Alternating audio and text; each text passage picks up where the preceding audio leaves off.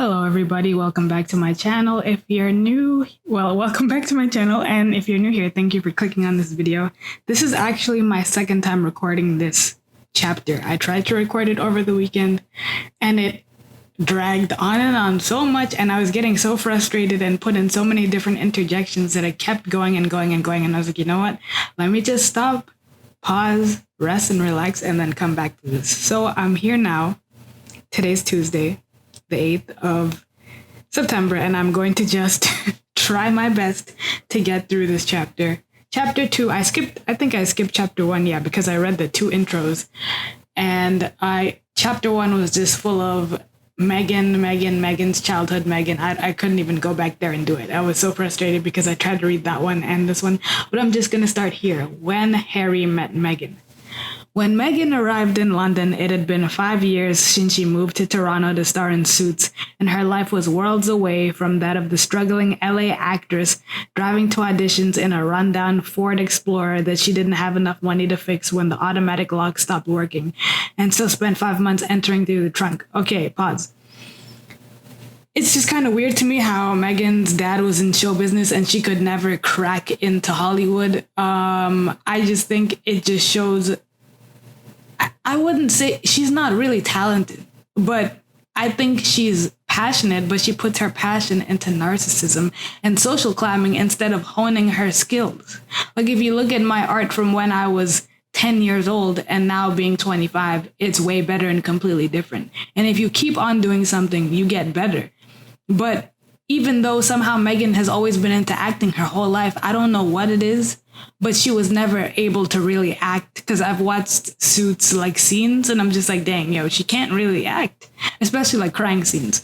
But if you want to see a good actress, watch things with Priyanka Chopra, because she is a fabulous actress, especially if you watch her like Indian stuff. Phenomenal. Anyways, while her role on the USA Network drama wouldn't have put her on the A-list cities like LA or New York, she was very quickly adopted as a Canadian celebrity. Well, because she social climbed in Canada also. Even as her star rose, Megan never stopped working to expand her opportunities. After hiring the London-based PR firm Kruger Cohn, to promote her interests, she began commanding cash upward of $10,000 an appearance to turn up at red carpets such as the September 2014 Marchesa Voyage for YesStyle collection launch in New York City. God, this guy and had these long names, man, with no commas. Or as a speaker, she was for Toronto's 2015 Dove Self-Esteem Project and the Women in Cable Telecommunications Signature Luncheon in Chicago that same year. The problem is that this book is trying to be a resume for Megan, and it's just really annoying. When she signed with Kruger Cohn, Megan also linked up with APA, one of the world's largest commercial talent agencies, to develop her career as a lifestyle influencer based on The Take, the blog she launched in 2014. A place to curate all of her passions, food, blah, blah, blah, blah, blah, blah, blah. Guys, I'm so sorry if I sound like I'm in a bad mood, but this is so badly written, I just cannot be bothered, but I'm trying my best. Filtered through an aspirational girl next door vibe, which she has never been. The blog was named after this wine, blah, blah, blah, blah, blah, blah, blah, blah, blah, blah, blah, blah, Megan. The Tig wasn't the first time that Megan had taken to the internet to not only express herself, but to reach out. Pause. The funny thing about this book is that it's proving right everything that the tabloids said, basically.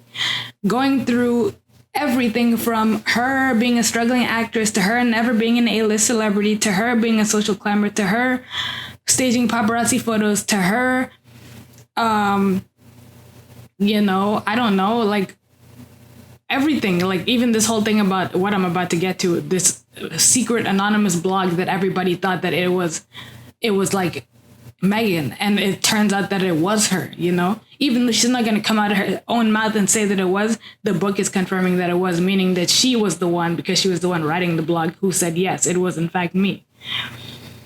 From 2010 to 2012, she wrote The Working Actress, an anonymous blog that detailed the pitfalls and triumphs of struggling to make it in Hollywood, which she never did. She had always enjoyed writing in school and even thought about becoming a journalist at one point, which she can never do because she's completely biased and wants things in her own way, and she's not an objective person. as it was an opportunity to channel her creativity and frustration. The blog captured the heartfelt moments of joy when she booked the job and the despair and rejection actors felt each time a role was lost in an industry often driven by appearance rather than talent. She's not particularly stunning, and she's not really talented. Like, for one, I know for a fact that I am not the best singer. I am not a great dancer at all. I am not I'm a good artist. I'm good compared to other normal people who can't draw, but I'm not Hayao Miyazaki. However, I'm a very creative person and I have charisma. And I also do have a really genuine enthusiasm for things that I like. And I'm not a backbiting person. So people like my enthusiasm and my ability to make other people feel welcome. So that's why, like, people like me and are drawn to me, because even though I'm not particularly gorgeous or particularly the best at what I do, I'm also not a narcissist and I'm not a conniving person. Whereas Megan is a textbook example of the elephant never forgets, like her narcissistic rage with Trevor. Anyways, I think we're going to be getting to that in this chapter. Or I think we got to it in the last chapter that I didn't read, about how she divorced her husband basically and was salty because he never put her in movies. If it's in this chapter, I'm sorry. But anyways, the blog, yada, yada, yada. She never publicly acknowledged authorship of the blog. Quote unquote popular blog. It was one of the industry's worst kept secrets, but nobody in the Hollywood industry knew her. Anyways, where the working actress was raw and candid, the Tig was polished and optimistic. Whether it was Megan walking a rugged coastline in a perfectly belted camel coat, or a TikTok with famous pals like the actress Priyanka Chopra, or a recipe for spicy broccoli and hemp seed stew, which sounds kind of nasty in my humble opinion. The website was curated eye candy that she hoped would be the breeding ground for ideas and excitement and an inspired lifestyle. That was all one sentence. Again, the newest face in her working world was Violet von Westenholz, a PR executive from Ralph Lauren who had scheduled several events during Megan's summer trip to London, where the actress would be one of the many celebrity brand ambassadors for the label. But nobody... Okay, if... I don't even know who would be a good, like... If Viola Davis was like a brand ambassador for Ralph Lauren, I'd be like, okay. Or like Kerry Washington, both of them, because they're both like not really ratchet people, you know? I'd be like, okay. But if someone was like, oh, Meghan Markle, before she was Meghan Markle, is the brand ambassador for Ralph Lauren, I'd be like, oh, okay, who's that? You know what I mean? But anyways, I don't see her as like a polo chic. You know, you want people who embody your brand. You feel me? Like, I don't know. I wouldn't be a good brand ambassador for Fashion Nova because that's not on brand for me. Anyways, whatever floats your boat and whatever gets you money, I guess, right? In addition to the fashion world, Violet was well known in the English society. Her father, Frederick Patrick Pierce, Baron von Westenholt, a former Olympic skier, was one of Prince Charles's oldest and closest friends, so Violet and her siblings grew up skiing in Switzerland with Prince William and Prince Harry. On the calendar for the actress was Wimbledon. With Ralph Lauren as the fashion sponsor in charge of the official merchandise, Violet arranged the tickets and passes. On day 2 of the tournament, Megan sat in the stands to support her friend Serena Williams. Megan first met the tennis champ Oh, a typo. Okay. Megan first met the tennis champ at a Super Bowl party in Miami in 2010. Out of all the stars and athletes there, Megan and Serena hit it off immediately, as Megan later described. Connecting over good old-fashioned girly stuff, the women snapped photos of each other on their phones and laughed at their football skills. At Wimbledon, however, Megan was serious while Serena battle it out. While watching Serena battle it out against Amra Sandikovic. She was the first to pump her fist when her friend scored a point or stand to cheer when the tennis champ won a set. She hadn't known much about tennis before becoming friendly with Serena, but now she was a fan. Megan did tear herself away from the action long enough to spot British actor Dominic Cooper in the VIP bar area, where she joked about having a small crush on the preacher star and deliberated whether she should talk to him. She decided not to approach him. She decided not to approach this nice English gentleman. She was too busy having fun with her girlfriends. So she literally looked away, looked at this man, looked at him long enough to recognize who he was, joked about having a crush on him, joked about whether she should talk to him, and then was like, no, I'm here with my girls. First of all, Meghan has an affinity for British men, which whether it's this guy, Dominic Cooper, or Ashley Cole, as it was revealed that she was trying to hit on, or she slid in his DMs or wanted him to DM her. And then Harry, of course, she was trying to, cast her net pretty wide and catch some British fish. And that's fine. You can date everyone has preferences. That's okay. I like French guys. I like European guys too. That's my, I like that. I like that whole vibe. But it's just like, obviously, she knew that dating a rich British man would raise her profile. That's like me being in Nashville and looking at all the Nashville country stars, and I don't even like country that much anyways, to date a country star to say, oh, who can I date so that I could get famous in Nashville? Like, that's stupid. But that's what she's into, so that's what she's into. Meghan wasn't the only one setting up meetings for Violet wasn't the only one setting up meetings for Meghan in London. A few months before she arrived in town, Jonathan Shalit, who helped carve out television careers for Simon Cowell, Mel B, and other British household names, signed Meghan to his talent agency, Roar. The hope was for Meghan to enter a new space, perhaps hosting a food-centric TV show. Like I said, Meghan, okay, she's one of those people who wants to be everything, and you can be everything. You can be a lifestyle, because even on my YouTube, I have a lifestyle channel for the most part, / commentary, I guess, right? So sometimes, but I love God, obviously, art, music. I do love food, but I don't necessarily have a cooking channel. I cook from time to time. But would it make sense for me to have a cooking show? No, because you're not a chef and that's not your main focus. She's an actress, so it would make sense for her to be in something acting related or fashion related, not food. What ties does she have to food other than, oh, I talk about food on my blog and I roast chicken? I don't really get it, I'm sorry, guys. I know I sound really tired and just out of it, but I'm just so over this. I can't believe I have 300 pages left. This is just a lot. Jonathan's interest in the American actors for some kind of food, travel, and culture show stemmed from the TIG, which was exactly the kind of feature Meghan hoped would blossom out of her website. There is a vision, and it's a big one, Meghan said about the TIG, which she dreamed about spinning into a cookbook or a lifestyle brand.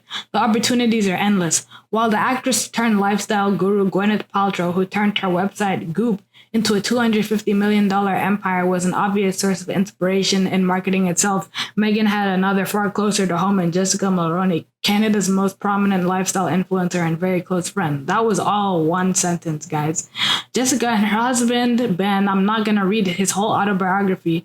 They were good friends, blah, blah, blah, Instagram, da-da-da-da-da, and Jessica somehow looked perfect on her Instagram.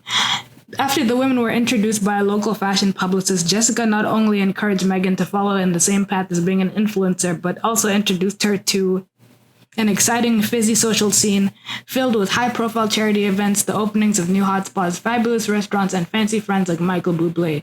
Jessica and Ben were good friends with the Canadian singer-songwriter and his wife, the Argentinian-born actress and model Luisana Pilato, whose intimate parties at their home in Vancouver were a coveted invite. First of all, we all know who Michael Bublé is, but honestly, I'm so sorry if Michael ever somehow knows that I said this. He's relevant during Christmas time. He's most famous for his Christmas music. So, okay, you met Michael Bublé. That's wonderful. My mom met Cyndi Lauper and Morgan Freeman and Denzel Washington. And what? Okay, I met Sway Lee from Ray Sherman. All right, is that a big deal? No. You meet people. Okay, she used to have dinners at his house.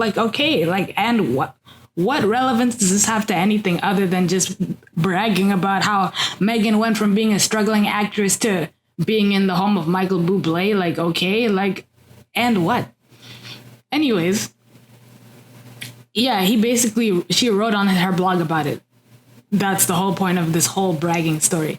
By 2016, the tick in her Instagram account had gained a big enough following that she felt in a position to think about opportunities outside of Suits. Eager for a change, she had signed to a literary agency in the United States and was in talks to release a food-focused book to capitalize on her new platform. While Megan was in London, Jonathan, in his uniform of a black vest, white shirt, striped tie, and brightly colored socks, pitched a show where she would travel the world discovering new foods with a focus on sustainability.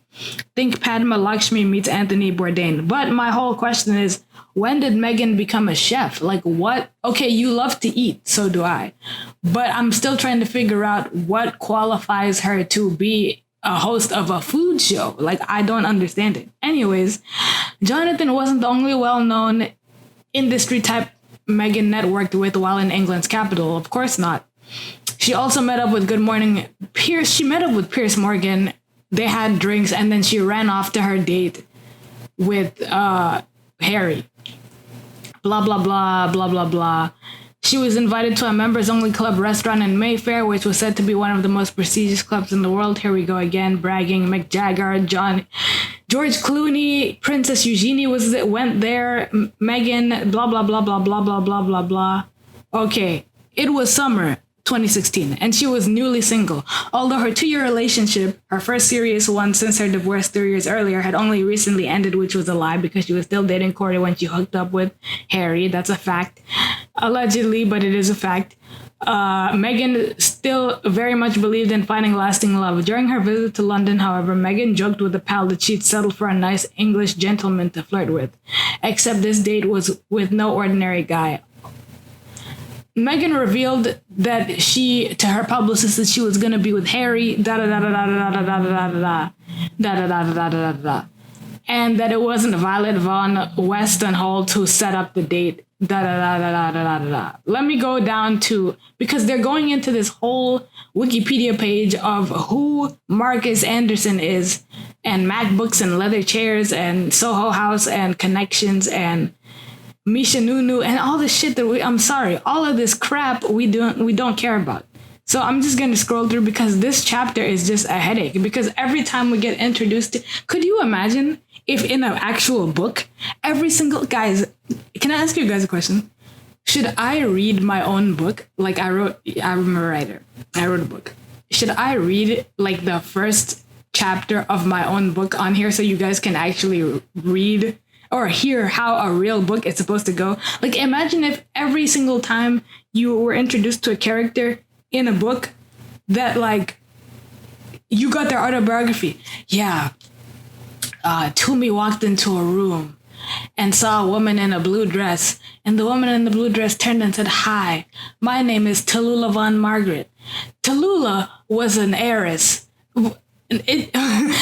And then we get some long chapter about how Tallulah was an heiress, and when she was 5 years old, her father pushed her dog down the stairs, and so she decided to put a rat poison in her dad's food, and she became the $1 trillion heiress, and her grandmother held on to the money until she was 18 years old, and then she pushed her grandmother down the stairs because her grandmother was in cahoots with the dog, because the dog was always yapping all the time, and Tallulah this and this and this and yada yada yada. And then boom, we go back to the scene where I walked into the restaurant and then saw Tallulah. Like, that's what's happening in this book. And it's just like, yo, why do we need every single time we hear about someone? If I want to know who Misha Nunu is, I'll look her up. If I want to know who Marcus Anderson is, I'll look him up. But if you know about Megan, you're gonna know who these people are because they're her circle of friends, Anyways, okay. And basically it talks about how she divorced Trevor because she was salty because he wasn't putting her in any movies, and she said that he was jealous of her when she got a role in Suits, basically. And it says that they got married in September, but their marriage record said they got married in August, so it's just, yeah. All right, let me just go down to where Harry because it goes into Corey's whole autobiography and his mother and how they spent Christmas together. And it was just like, yo, this is what? Like, I don't know, man. So basically it just goes into this whole thing about, I'm sorry, guys, I cannot even do this. it's basically a whole autobiography about Harry and how he was being stalked by the paparazzi and his ex-girlfriends and Kate Middleton and da da da da da da da da, and it's just okay. Da da da da da da da da da. Let's see. All right. Let me get, this is like, I don't even know what page I'm on. I'm so sorry. Let me just pick up where it actually mentions both of them instead of an autobiography. How would Megan, a California girl, fit into that scene? They both have an innocence in their eyes. No, they don't. A mutual pal described of Harry and Megan. Plus, friends felt like it would be good for them both to just get out there and date. Naturally, both participants in this blind date did their homework with a thorough Google search. First of all, when you're on a blind date, you don't freaking look the person up. You don't even see them before you date, you know? Anyways, Harry, who scoped out Megan on social media, was interested. A friend had shown him an Instagram photo of Megan in the slinky silver mini dress in the CFDA Vogue Fashion Fund Awards. He liked what he saw, but didn't necessarily think of drinks as anything more than a chance to be introduced to a woman he found attractive. He certainly couldn't have foreseen that she would be the woman he would one day marry. What Megan may have seen online could have easily convinced her to call the whole thing off. First of all, guys, look, I'm going to be frank with you. Megan is 39, 40, 44, however old she actually is. She's that age, right? She's not stupid. People who are my mom's age, my sister's age, my sister and Prince William were born the same year. So people of that era know who the royals are and know what they've gotten into. They know about Diana. They know about Diana's death. They know about Prince Harry. They know about Kate and William's wedding, at least that moment of their relationship.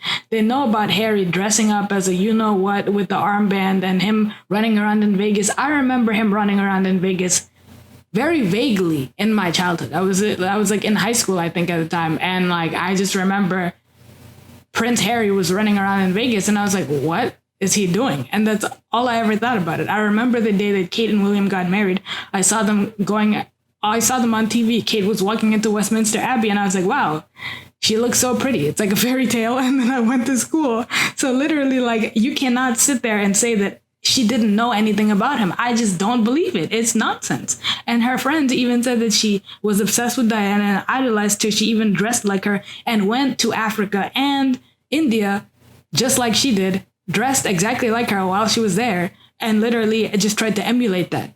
And she talks about being a humanitarian this and a humanitarian that, when literally from 2010 to 2016, when she met Harry, she only went on 2 humanitarian trips, other than being a spokesperson for the United Nations. So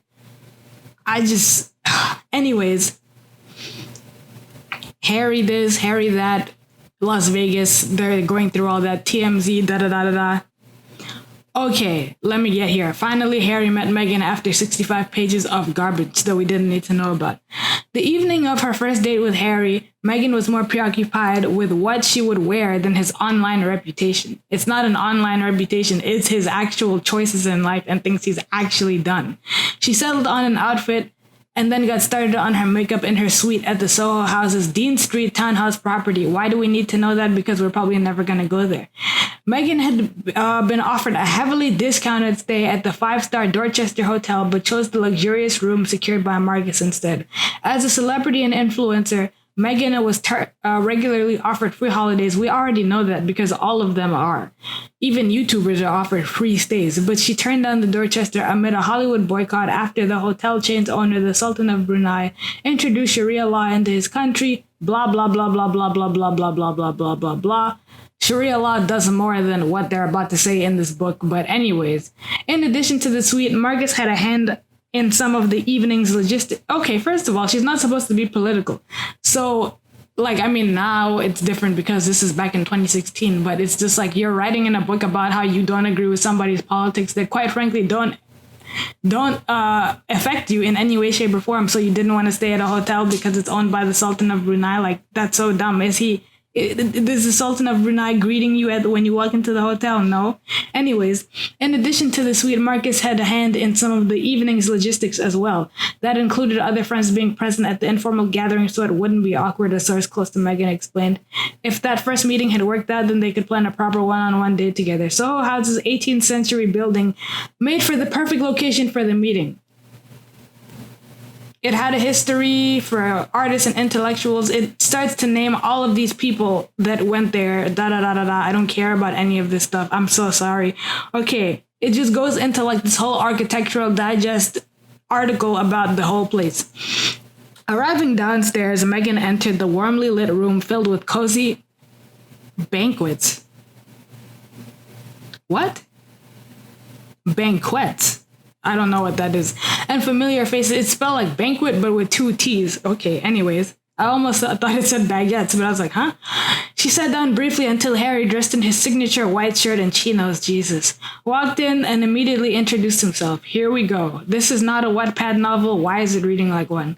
A friend of Megan's, which is Megan herself, had admitted that the actress was initially nervous about the introduction as they came from 2 very different worlds. But Misha, according to the source, told Megan not to worry. They both had huge hearts. Oh, God. And if all else, guys, I'm sorry, but this is people in their 30s, like their mid-30s going on a date. Like, I'm so nervous. Like, I mean, yeah, you get nervous, but it's just like, dude, like they're acting like they're 16 or, I mean, I'm 25. Would I be nervous if I was going on a date with like the son of a CEO? Yeah, but he's just a human being. Like, it is what it is. Like, you just go and see how it goes. I wouldn't be texting people like, oh my God, I'm so nervous. Like, what am I going to, ooh. All right. Anyways, Harry. Okay, Harry is admittedly tough to impress. No, he's not. But he almost froze when he walked into the room and saw Megan. How is that? Because he saw her online.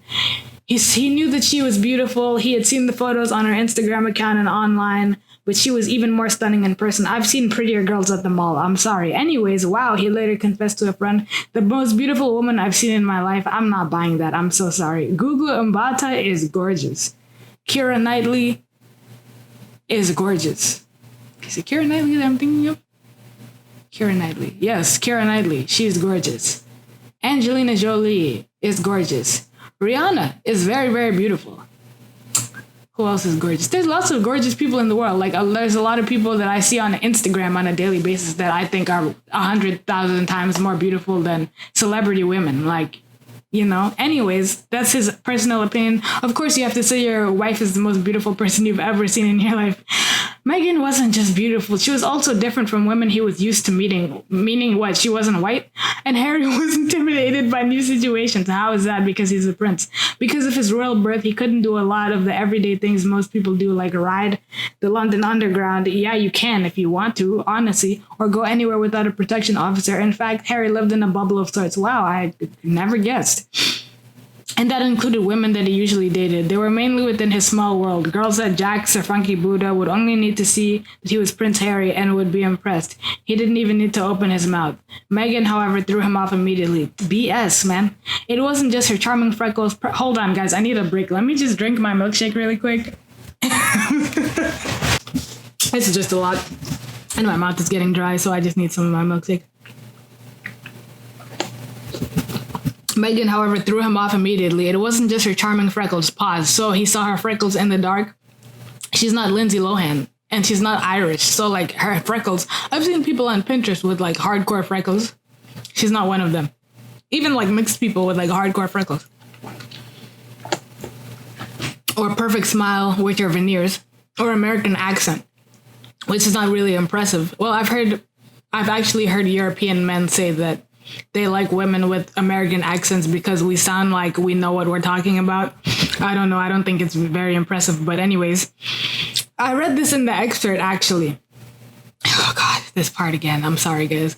Megan is someone who works the room very well. In social settings, all eyes are drawn to her nonsense because she doesn't really have any standout features. She laughs a little louder, glows a little brighter. She's self-assured in a way that attracts attention. Harry quickly realized that impressing Megan was going to be tougher than giving her one of his big smiles. I am really going to have to up my game here. Who talks like that? Let me do it in my British accent. I'm really going to have to up my game here, he said of their first meeting. Sit down and make sure I've got a good chat. Perhaps she sensed his nervousness because the couple was somewhat bashful at first, like they're 12 years old. Well, let me say 16, that's more appropriate. However, it didn't take long for them to start chatting easily, very easily, on two individual you would be sitting on two different chairs. She wouldn't be sitting in his lap. Oh God. On two individual velvet club chairs, the pair were in their own little world, a source said, comma. Over drinks, beer for him, a martini for her. Martinis, you guys know me and alcohol don't mix well. I don't like it. And it gives me chest pains. And martinis to me have always looked like dirty water. It just looks like nasty, like bath water. They asked each other questions about their work. Nibbles may have been out on the low table in front of their oversized chairs, but neither touched the food. First of all, I'm not going on a date and not eating. That doesn't sound like a date to me. That sounds like a fast. So they were also too engrossed in their conversation, too involved with each other, to notice the rather rude wallpaper featuring photos of women private parts that adorn the walls. Why the hell do we need to know that, honestly? Harry talked about charity, blah, blah, blah, blah, blah, blah, blah. At the end of the evening, which had lasted almost 3 hours, we don't care either, Harry and Meghan went their separate ways. Despite the palpable attraction between them, there was no goodbye kiss, no expectation, just a hint that something was there and they hoped to see each other again. You know what? I don't know. I don't know. That may be true, but that may not be true, because I think if she wore the same perfume as Diana on their first date, which allegedly she did, I think she did something to make him want, because I mean, okay, for example, I'm abstinent. That's just my own personal choice. But there are people who do know how to flirt and all that kind of stuff and hook you in so that you want more. So maybe she was just like, oh, maybe not today, but tomorrow, next time I see you, you know? So, okay, anyways, but okay, so it's like, dude, if you're almost 40 and you want to hook up on the first date, like, first of all, we don't know, we shouldn't know whether you did or you didn't, and we shouldn't care either. But it's just like the fact that they put it in the book to say that, oh, that nothing happened, they didn't kiss, they didn't do anything, is just kind of sketchy to me. It makes me feel like something did happen, or they're just trying to make themselves seem chaste, like how Diana had to be a virgin when she married Charles. Like, we're not in the 80s anymore, and we're not in the 1500s. So it's like, if you did it, you did it. Like, you probably did it the second day, or you probably did something that wasn't, going all the way. But anyways, Harry wasted no time in texting Meghan, who was back at her hotel room. I mean, I guess if you went here, see, there it goes. At the end of their evening, which had lasted almost 3 hours, Harry and Meghan went their separate ways. Boom. Harry wasted no time texting Meghan, who was back at her hotel room. Where else would she have gone? Like, logically speaking, where else? If you went your separate ways, wouldn't you go home? His messages were often short and full of emojis, in particular the ghost emoji, which he often used instead of a smiley face. For what reason, nobody knows. Would Meghan find his texting etiquette funny and adorable, just like the prince? Why do we need to know that? You're 33, 34, 35, 36, talking about how cute it is, how somebody texts. Like, that doesn't make sense. He definitely didn't hide the fact that he was keen, said a friend of Meghan's. He wanted her to know he was very interested. Okay, guys, I'm done with that chapter. I've been talking for 33 minutes, so I'm going to wrap it up over here. So thank you guys for listening to this, and I'll see you guys in my next video. Let me know what you think in the comments below. Bye-bye.